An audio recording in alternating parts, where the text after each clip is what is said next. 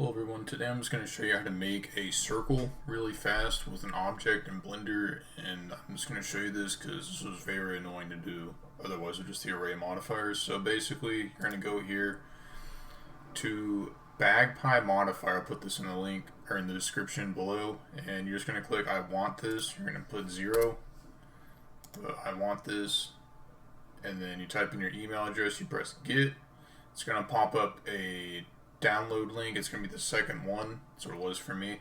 You're just going to download that. You're not going to unzip it, and then you're just going to install into Blender.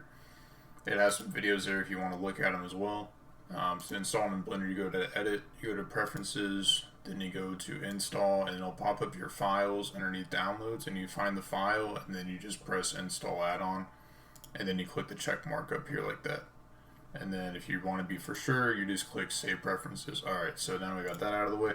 Now I actually just explain the modifier real quick. So you go to Shift A, you make your new UV cube here. Alright, it's J. That's all it is, just J. So you press J, go to circle, boom. Alright, so now that you got that there, all you gotta do is just expand this.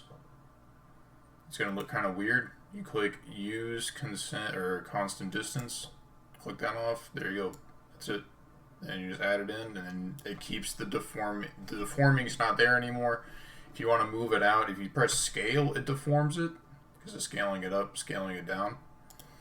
I guess you can call it deforming, but if you want to keep it consistent, you just click the radius and it'll keep the same shape.